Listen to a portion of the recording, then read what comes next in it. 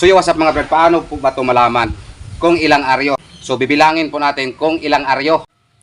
So magkaiba po ang mga butas dito sa rock reel. So yan, tulad nito at ganyan. So dito po ang malaman natin kung ilang aryo. So dito po tayo magsimula sa itaas. 1, 2, 3, 4, 5, 6, 7, 8, 9, 10, 10.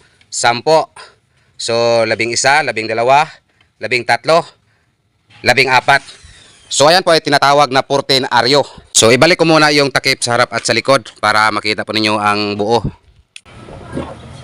Kahit magkabaliktad po ito mga brad, pareho lang po ito ang sukat.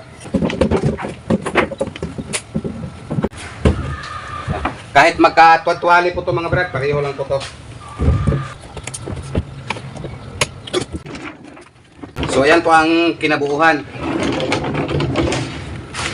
So ngayon may napag-isipan po kami na mas madali. Yung iba nito mga brad, ang diskarte nila, kukuha pa sila ng papel at gawing pattern.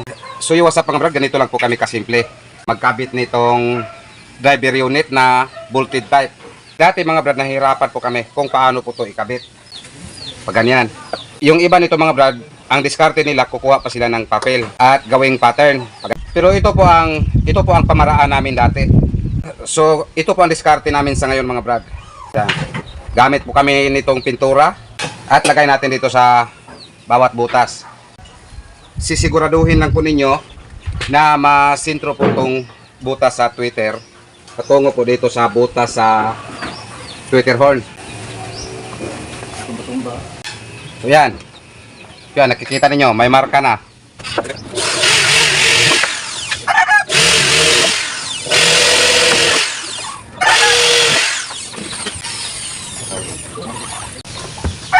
So yan, ganito lang po siya kadali. Shout out Mr. Customer. Sa imong 28 ka boxer, 8 pagi na porma.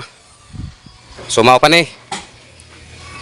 1, 2, 3, 4, 5, 6, 7, 8. 8 pay na porma sa imong 28 ka box. So naapay buhatonon nga 20. So yung what's up mga brad, shout out ko lang yung customer namin ito. So shout out Mr. Customer.